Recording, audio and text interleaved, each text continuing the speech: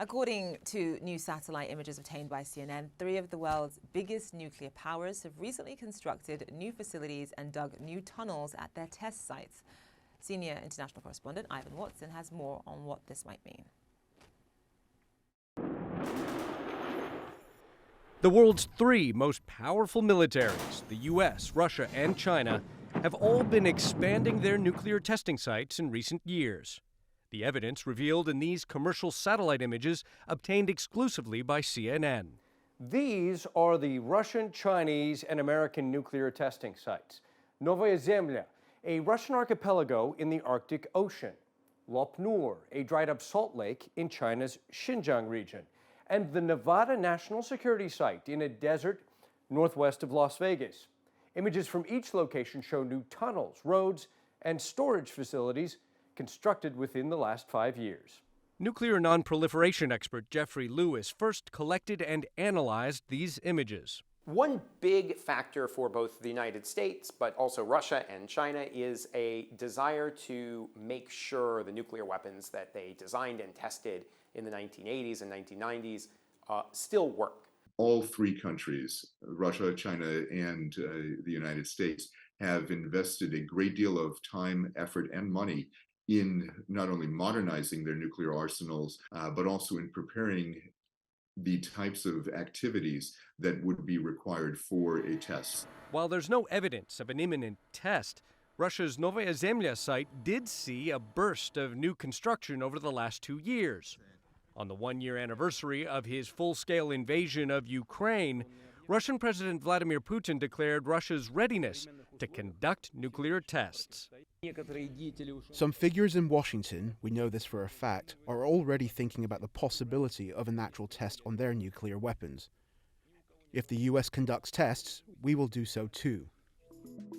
Welcome to U-1A, located... This time-lapse reveals 5 years of above-ground expansion of the U-1A complex, an underground facility at the testing site in Nevada. A spokesperson from the U.S. National Nuclear Security Administration confirmed to CNN that it is, quote, recapitalizing infrastructure and scientific capabilities at the U-1A complex, adding, the United States has not conducted a nuclear explosive test since 1992 and has no plans to do so.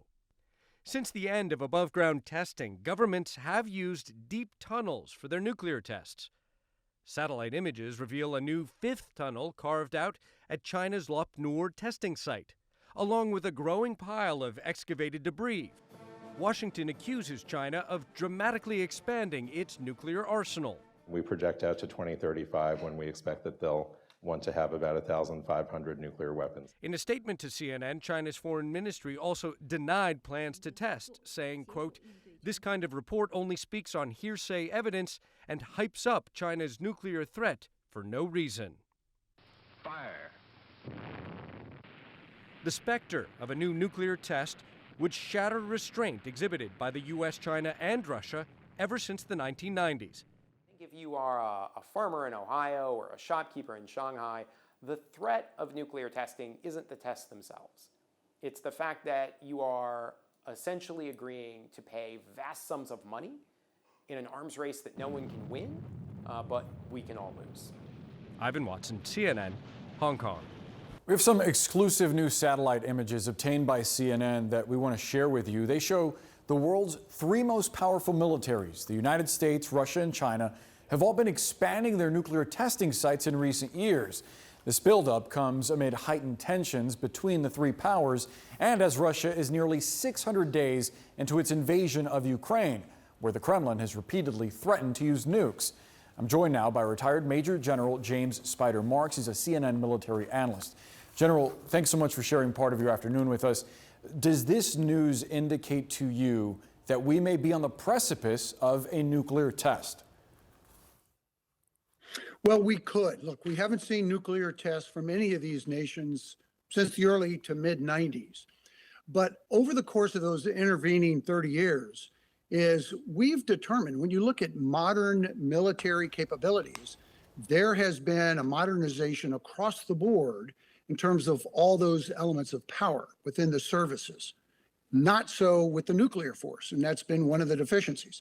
So it's probably not surprising. The challenge is we're seeing this potential improvement or modernization in the nuclear force during a period of war between one of those advanced nuclear powers, Russia, and Ukraine. That's the context that has us all worried.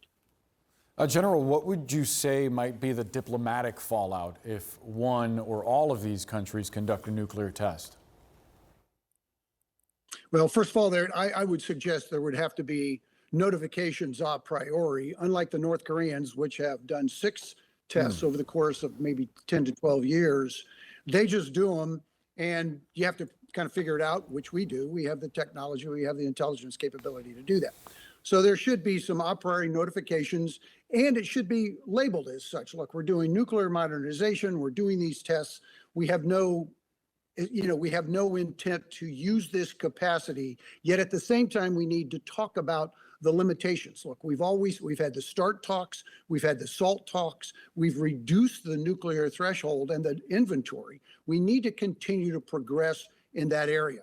But the modernization of the nuke force is essential. When you look, unless you get rid of them all, you've got to be able to modernize, unless you're going to have yourself at a legitimate disadvantage. That's not going to happen. So I want to zoom in now on the conflict in Ukraine specifically. There are some new attacks by Ukraine against the headquarters of the Russian Black Sea Naval Fleet. We have some video of it right here on the wall. Why is that a significant target, General?